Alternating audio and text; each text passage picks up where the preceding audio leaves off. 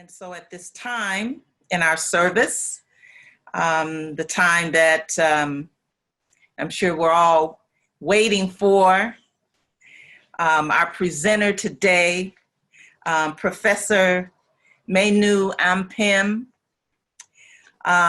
who is dear to us in this community, who has brought us much, who has given us much clarity. And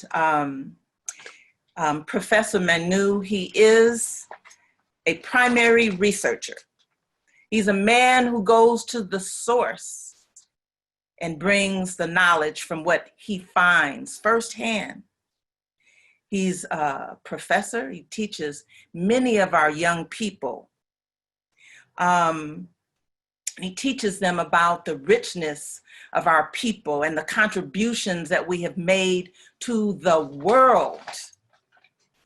And so today we're bringing Professor Manu Ampim, who will give us a message about a fake Independence Day claim.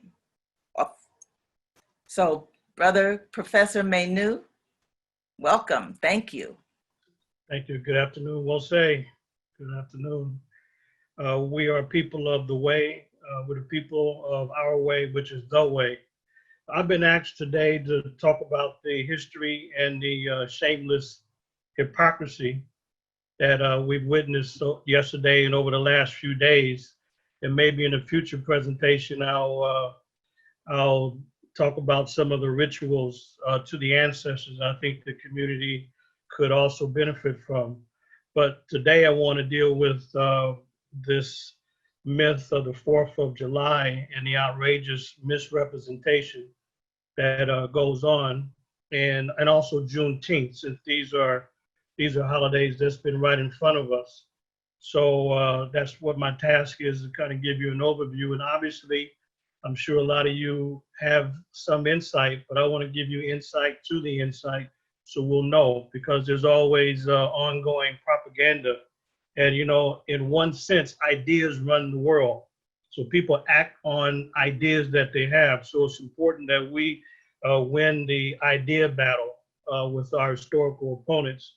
And so in the short period of time, that's what I want to share with you, is really a history of this, so that we can be clear about how do we move forward. It is not only to talk about them, but also to talk about us and what we have to do moving forward. And this is in the tradition of those great ancestors like a David Walker or Henry Highland Garnett, and or a Gabriel Prosser or Denmark Vesey or the great Frederick Douglass and so many others.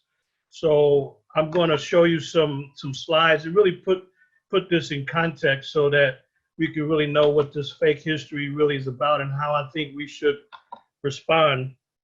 So I'm going to share my screen and go from there. So you all should be able to see the screen there. So in the few minutes I have, it's really to focus on the July 4th myth and the real Juneteenth. And as Sister Conke mentioned, my work, it really is about firsthand or primary research. There's nothing more important than going directly to the sites and sources. And that's been my work over the last couple of decades. So I want to give you some insight about this. And this is part of what I teach at Contra Costa College. So it's really to go on the inside so that people will know the truth from fiction and historical reality from falsehood. But one of the things that we should look at if we want to really understand the 4th of July holiday and the mythology behind it, we have to look at the founding of the nation. So the U.S. was founded at Jamestown, Virginia. So in 1607, this represents the first permanent English settlement in the U.S. So this is the birthplace of America. The book you're looking at here is William Kelso's book. He's the lead archaeologist that rediscovered Jamestown back in the mid-90s, the mid-1990s. So for almost 400 years, Jamestown was buried, and he was able to use remote sensing, which is aerial photography, as well as written records to be able to rediscover that original site. So the nation's birthplace goes back to Jamestown in 1607, and obviously it's named after King James I of England. He gave a royal charter to establish Jamestown as a permanent settlement. So if you're not familiar with the geography, and by the way, I not only teach about the history, but how we have to look at it in a systematic way. So there's nothing more important than primary research. And two of the main elements when we're doing research are time and place. So time and place means everything. That's what we call historical context. So we mentioned the time period that Jamestown was established, and here's the location. So if you can find Richmond, Virginia, then you can find Jamestown. It's only about a 40-minute ride. And it's interesting because Jamestown today looks just like it did back in the 17th century, but this is where the country was born. This is the first permanent English settlement. And it was a settlement that was, it was full of brutes, like John Smith. He was a brute. And you see how he's dressed here. He's got his armor on. He's got a sword ready to do damage. So when they came, there was 104 males. And out of the 104 males, there were 101 men and 3 boys because it was a military operation. That's why there were no women with the first Jamestown settlement when they brought those 3 ships. And one of the first things that they established, obviously, was a fort because it was a military operation. And this was done with record speed, cutting down hundreds of trees to set up an operation so that they can go to war against the Powhatan. The Powhatan were peaceful. They gave them herbs, they gave them food, they gave them maize to help the sick and starving people at Jamestown. But John Smith and others, they turned that against them and to go against the Powhatan in a vicious struggle. So it only took 19 days to build this fort, less than 3 weeks, because again, it was a military operation. It was commercial, but it was also military. So Jamestown, Virginia was the first colony, but all of the 13 colonies were slaveholding colonies, no exceptions. So if you take a look at the time period, people often say 250 years, 2.5 centuries of enslavement of Africans. We're talking 16 generations, 16, count it, 16 generations of enslavement. And so every single colony was a slave-owning colony, the North and the South. There was no distinction between them at all. And one thing we should know is that, including the Quakers have presented a false history to the country. They present themselves as pacifists. They present themselves as an anti-slavery tradition, but this is bogus. For the first 100 years, the Quakers were slaveholders, including the man you see on the right, who was a founder, William Penn. And from Penn, we get Pennsylvania. And the Quaker Oath people, by the way, they say that this is not William Penn, this is a generic Quaker, they say. Well, it doesn't make any difference. They're all the same. So whether it's a generic Quaker or William Penn, the man came and founded what we now call Pennsylvania and New Jersey. He was given this by King Charles II. He was giving away land that he had never visited. So the Quakers have presented this bogus history that they have some great tradition against slavery, when in fact they do not. William Penn owned Africans in his Pennsbury estate and his whole slave-owning families. And so the Quaker tradition of being great pacifists and anti-slavery community is bogus, has nothing to do with reality. In fact, one of the most dastardly things about the Quaker community is that their main center was Philadelphia. Now, a lot of you know that Philadelphia means it's described as what?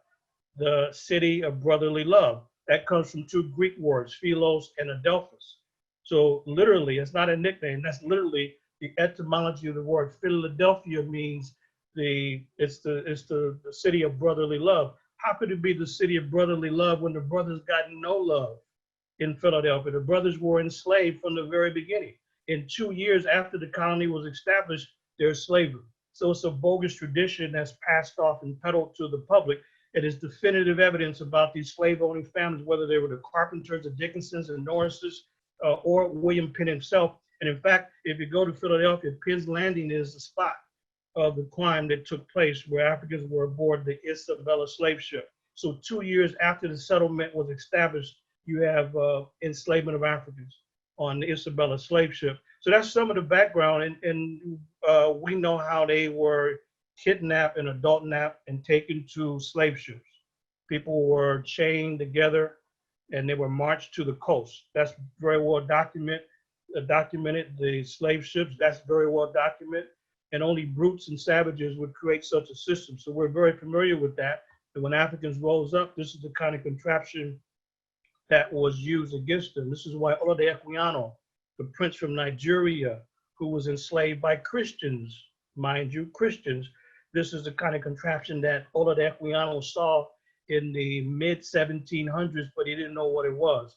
So this is what was done to try to muzzle Africans. But let's be clear, there's always been resistance. So Herbert Aptheker, this is a classic. I would say if you don't have it, you want to have in your library American Negro Slave Revolts. Herbert Aptheker, he counts a revolt whenever there was 10 or more Africans plotting and actively planning to overthrow slavery by force. And he counts hundreds of organized rebellions. We know about the more popular ones by Nat Turner, Denmark Vesey, Gabriel Prosser, and many others, but he counts many of them. And this is a classic text, American Negro Slave Revolts. And many ran away, such as this brother here, Sandy. And the slaveholder here is none other than Thomas Jefferson, the third US president, the man on the $2 bill. And notice that now this is type from the 1700s. So when you see an F for this word here, it's an S. So this is a runaway ad that Thomas Jefferson took out to try to run down and chase down Sandy. So notice that it says run away from the subscriber.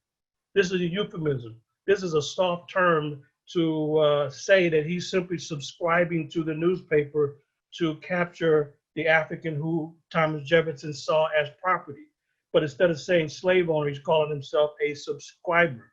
And you will notice from the runaway ads, many people were mulatto, mixed between African and European. So what I say is that there was strict racial segregation during the day, where Europeans were owning Africans during the daytime, but there was racial integration at night.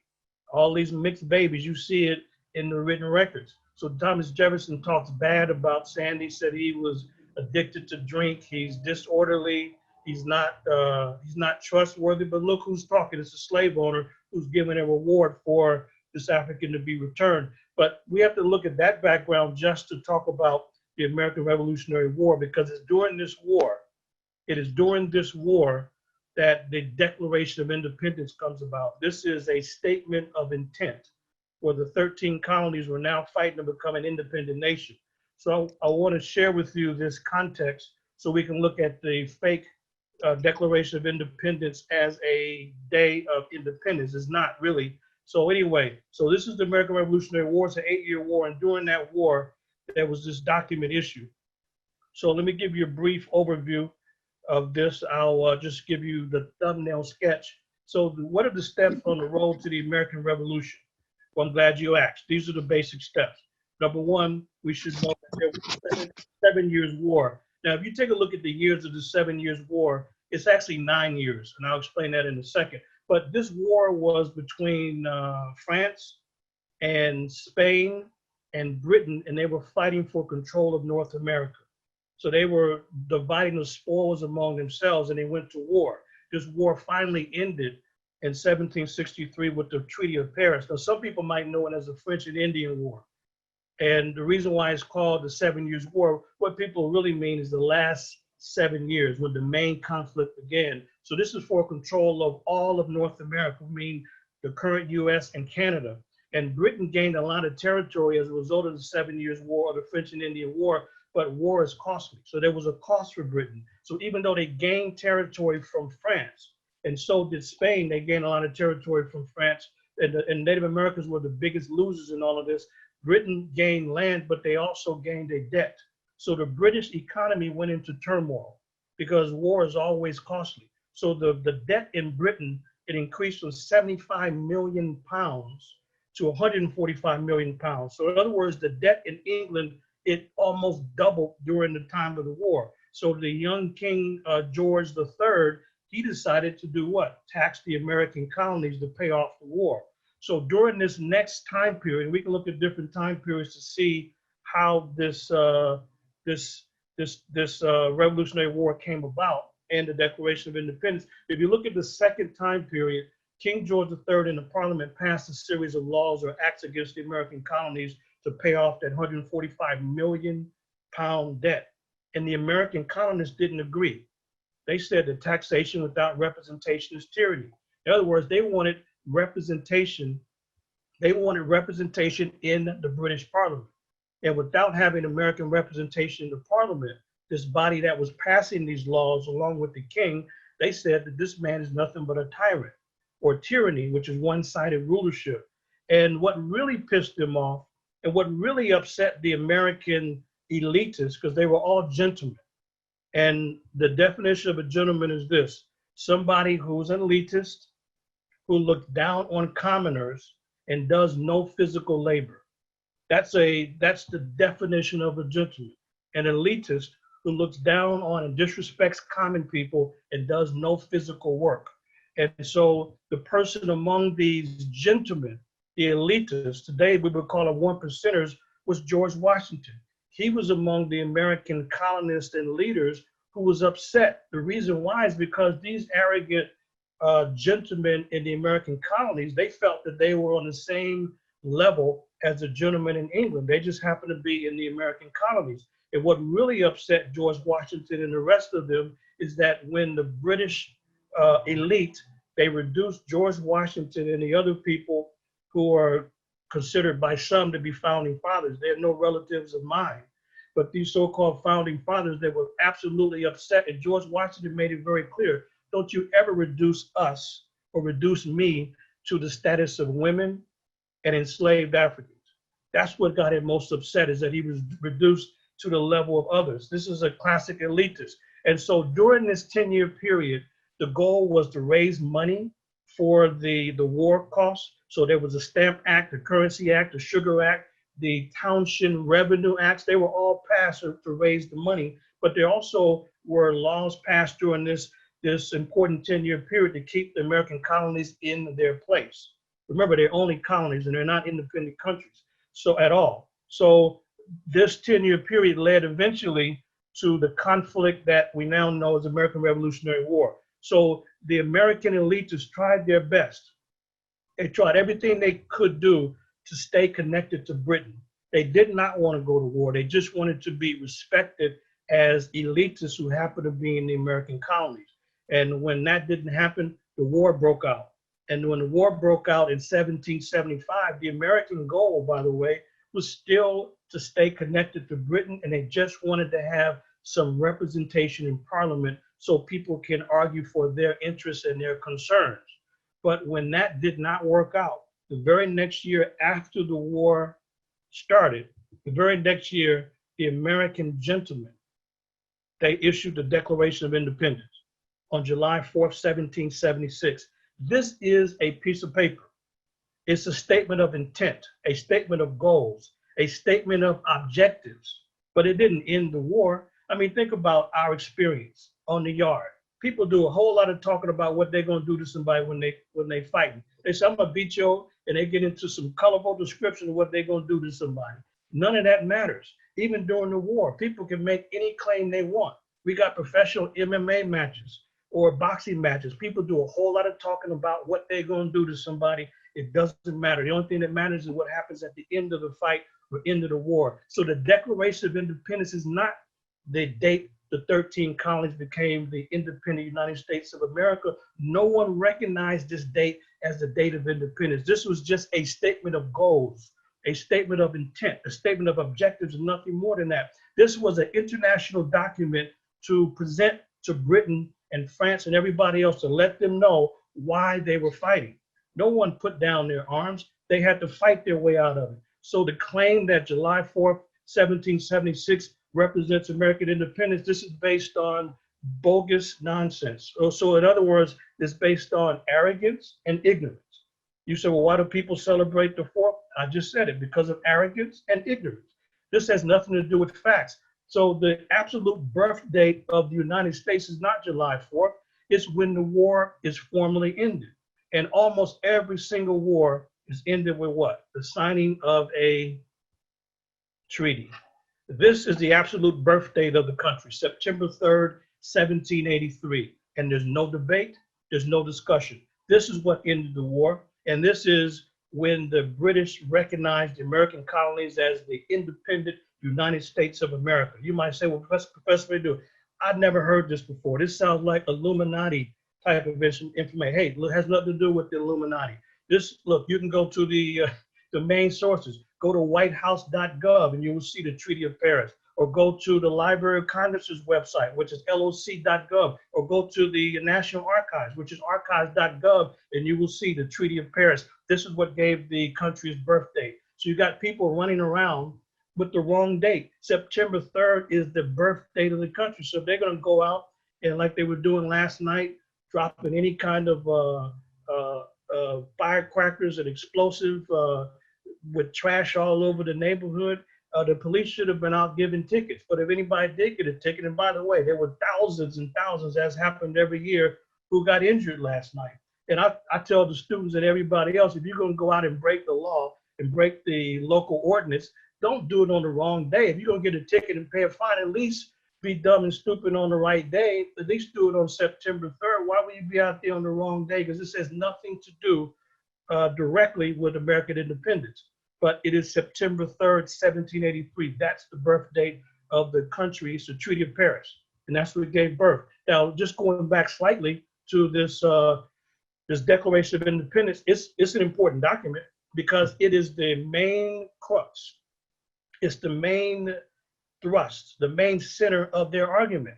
So these 56 men, and they're all white men who signed this Declaration of Independence, it's just a statement of intent. And they say in this document, and it is important what they have to say, but it's been misconstrued and it's quite bogus. So if you take a look at the second paragraph here, which is the longest and the most important in the paragraph, they say we hold these truths to be self-evident, that all men are created equal and endowed by their creator with certain unalienable rights, and among these are life, liberty, and the pursuit of happiness. This is what they're arguing. Now, most of the men who signed it were slaveholders, so this is bogus. These men are religious when it benefits them.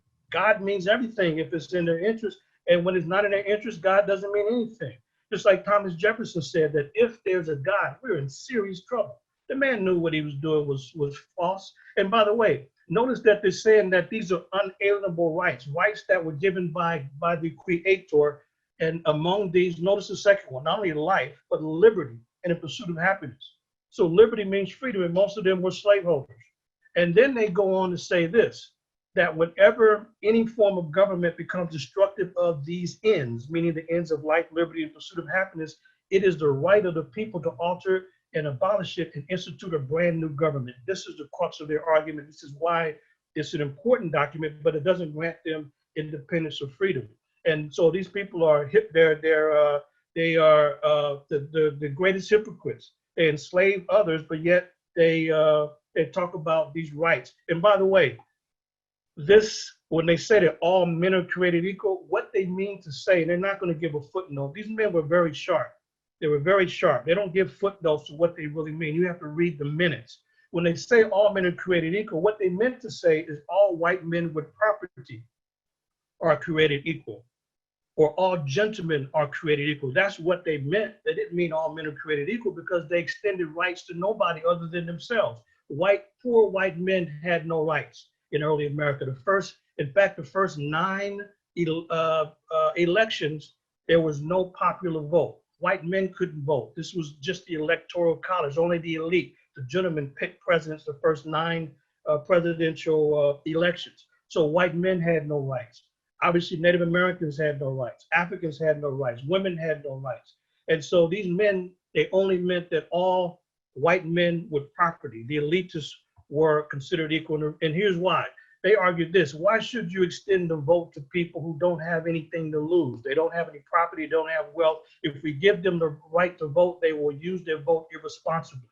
That's what the argument was of these gentlemen. This is in the rotunda. This is not an actual photograph, but you can actually see here these men. So John Trumbull was commissioned by Congress to show this group of white men.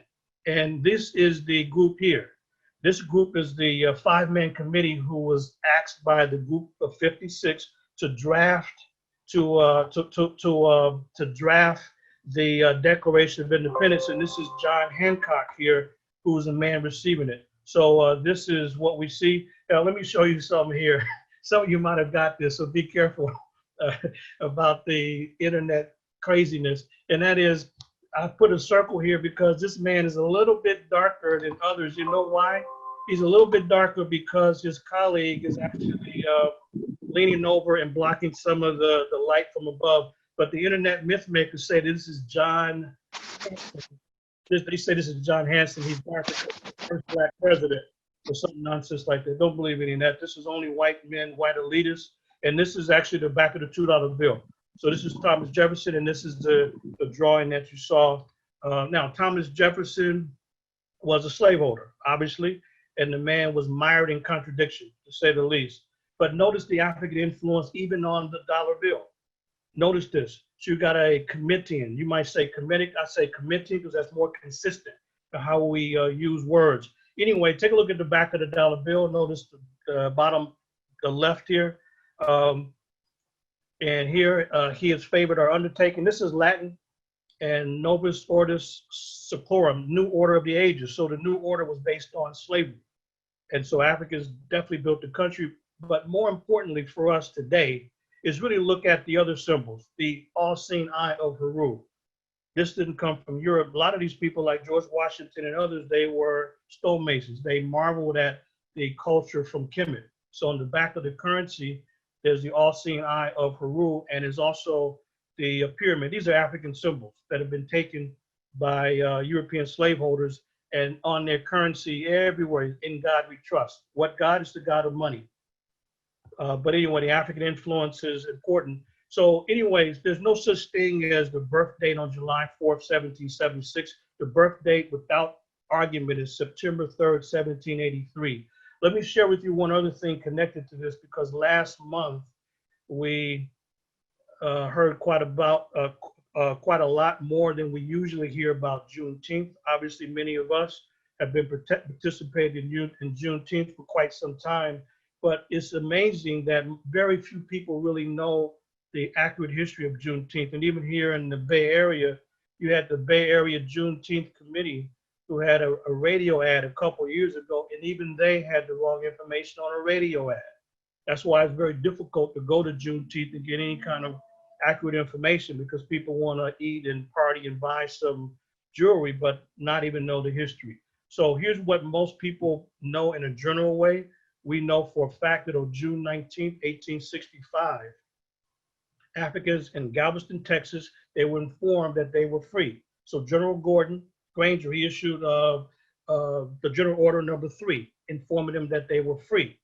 So they didn't know that they were free. Now, free, how were they free? These Africans were already free because the Civil War ended slavery a couple months earlier. And by the way, and Gordon Granger was arrogant, telling the Africans that you're free, and so you should now work for wages, but don't be idle, because we're not going to support you. Support you? These Africans were building the country. Where would he get the idea that Africans in Galveston or anywhere else would be languishing around, doing nothing, having to be supported by the government? But he says that in the special order, the General Order number 3. Now, here's where the problem comes in regarding Juneteenth.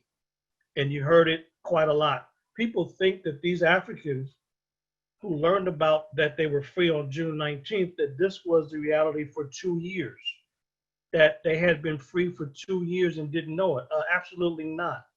They were free because the Civil War ended slavery. It was a bloody 4-year war that 750,000 people died in. So in other words, what they called Emancipation Day, or what we now call Juneteenth, has nothing to do with Abraham Lincoln. Anybody that's mentioning Lincoln and Juneteenth together has misrepresented the history. And documentation beats conversation every day of the week. Abraham Lincoln is grossly overrated. He's overrated, and his views are misrepresented. And one thing that is 2 things that people call, I know I'm gonna wrap up shortly, but it's 2 things that Lincoln is called. He's called Honest Abe as a nickname. That one we agree with, Honest Abe. He was very honest about his views. And he also is called the Great Emancipator. That's where the falsehood comes in. He didn't emancipate anybody and was never concerned about emancipating anybody. So let me show you a little bit about Lincoln's views, just to clear up Juneteenth before I close. So let me show you first, before Lincoln became president, actually let me do it. Before Lincoln became president, before Abraham Lincoln became president, he, before he became president, he ran for the Senate seat in Illinois. So you should be looking at the fourth debate between Lincoln and Stephen A. Douglas. Well, Lincoln, just a few years before he became president, he's like any candidate. He must be clear about his views. Here's where Honest Abe is very clear about his ideas. So he and Stephen A. Douglas had a series of 7 debates in Illinois, 7 in 1858. And he's saying the same thing in one city after another because that's how campaigns work. It worked that way in the 1850s and it works that way today. You present your views so that the voters can have an idea of what your views are. Abraham Lincoln, Honest Abe, very clear about his views, which he never moved away from. So in the fourth debate with Douglas, he said, well, I would say then that I'm not nor ever have been in favor of bringing about in any way the social and political equality of the white and black races. That I am not nor ever have been in favor of making voters or jurors of Negroes, nor of qualifying them to hold office, nor to intermarry with white people. And I would say, in addition to this, that there's a physical difference between the white and black races, which I believe will forever forbid the two races living together in terms of social and political equality. And inasmuch as they cannot so live, while they do remain together, there must be the position of superior and inferior, and I, as much as any other man, am in favor of having a superior position assigned to the white race. I say upon this occasion, I do not perceive that because the white man is to have the superior position that the Negro should be denied everything. So he thought black people should have something, but just an inferior position. And that's how most white folks look at it today, that you can stick around. We'll allow you to protest, but you will protest in a manner that we approve. And if you protest in a manner that we approve, then we'll consider whether or not we will give you additional rights. So he says that, Abraham Lincoln, he's very clear, he's Honest Abe. Notice something else that Abraham Lincoln had to say. So now the Civil War is in motion. The Civil War has begun in 1861. Notice what he now says. This is important, and I'm going to wrap it up in a second. But Abraham Lincoln, folks, brothers and sisters, he was criticized because when the war broke out in 1861, most of these crazy white folks thought it was just fun and games. Literally, they would bring the family out there with food and a regular picnic. Then they finally recognized that, wait a minute, the war broke out in April of 1861 and people are literally dying. Oh my God, people are dying. So they started to criticize Abraham Lincoln as not being a good president. Wait a minute, hey, a whole year has gone by, President. You haven't stopped the war. Now it's in April of 61 is when the war broke out. Now we're in August of 62 and still people are dying. So Horace Greeley, the man that you see here, he wrote in his New York Tribune a criticism of Lincoln. Now Lincoln responds. And when Lincoln responds, Honest Abe, he gives his point of view of how he saw black people in slavery. So this is his response, August 22nd, 1862. And Lincoln says this. Let me skip through it. Here's a long paragraph. This is the most important thing. He wanted to do what? As a president, to bring the country back together. He wanted the Union to be as it was, every state together. And so he had to address the critical issue of slavery. He says, my paramount objective in this struggle is to save the Union. It is not either to save or to destroy slavery. If I could save the Union without freeing any slave, I would do it. And if I could save it by freeing all the slaves, I would do it. And if I could save it by freeing some and leaving others alone, I would also do that. What I do about slavery and the colored race, I do because I believe that it helps to save the Union. This is not a man committed to any moral or ethical ideas. He simply wants to bring the country back together. He is grossly misrepresented. He's misunderstood. He had no respect for Africans, and he does not change his point of view. So all of these historians that come on PBS or CNN or any other network or any books they write saying anything other than this is bogus. It has nothing to do with Lincoln's actual position.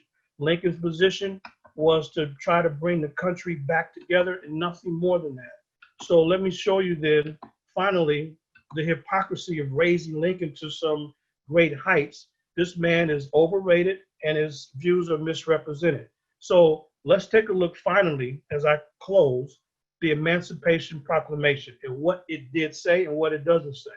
Lincoln Notice he's the president during the Civil War, these 4 years, 1861 to 65. He's trying to bring the country back together. He's trying to figure out what can he do as a president to undermine the South.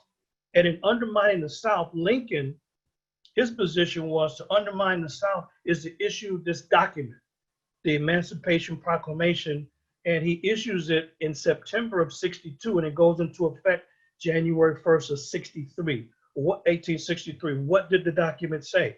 Well, the document said this, and notice this color-coded map. You have the northern or Union states in kind of the light blue. You have the Confederate States in the South. 11 states pulled out of the government to form the Confederate States of America, and that was the basis of the war, the Confederate States versus the American government. And Lincoln, being the president, understood that he had to walk a tightrope because there's 5 states that are called border states.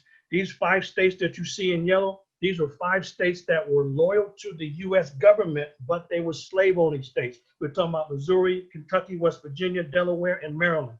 These states owned Africans, but they were loyal to Lincoln. So what Lincoln decided to do is to take away the economic base of the South by offering the Emancipation Proclamation to say what? He said in the document that if an African is in the states that are in rebellion against the government, meaning the Confederate States in the South, if someone is enslaved in these rebellious states, then that person would be free.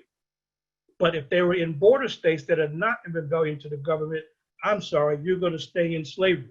It makes no sense. Lincoln had no control over the South. They had their own general, their own flag. They had their own president. They had Jefferson Davis. They had their own network, and they saw themselves as an independent country. So how could Lincoln free anybody? No, it didn't free anybody. Where he had influence, he didn't free anybody. But he had no influence, and he said the people are free. The Emancipation Proclamation did not touch any of the Africans in these areas. He said that he offered this document because of what he said, military necessity. That's what it was. It was out of military necessity, and that's what it was. It was to win a war and encourage Africans to run away.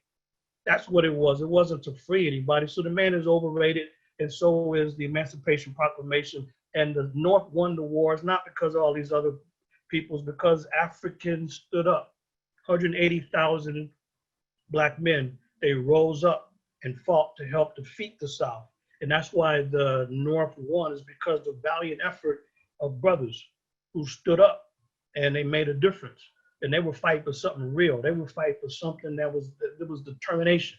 And many of them ran away from the South, from the Confederacy. They know if they can get to the North, they would be protected by the government and fight against their former slaveholders. So let's give them the credit and not the slaveholders. And Lincoln, anyway, he wanted all Black people to leave. He wanted to colonize them. And he thought that, you know what, these people should not be free right away. If they were free, we need to compensate the slave owners, give them $300. Or if not, then wait until the people get to be 21 or so years old, which would give the slave owners time to reinvest their money. But if they got to stay in America, which he doesn't agree with, there must be the superior and the inferior position.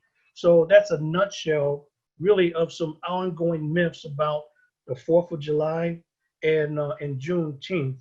And this is the ongoing propaganda that we must address and stop, because as I said, ideas to a very large degree, it's ideas that run the world.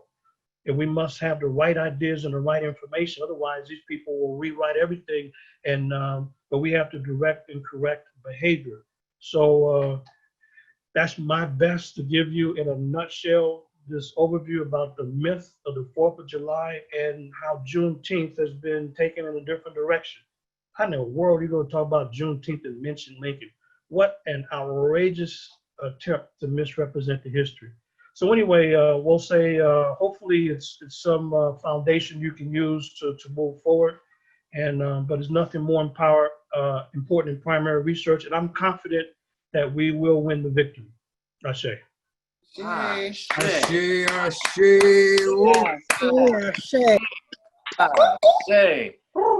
All right, community, you heard the word. This is something that I have to write down that this brother always says, which is documentation beats conversation every day of the week. And that's what we talk about, is that you got to be read up. You got to study. And if you don't know it, then you have to be in a position where you can gather that information from people like Professor Manu, who does the primary research. He goes out there and gets the information. You gotta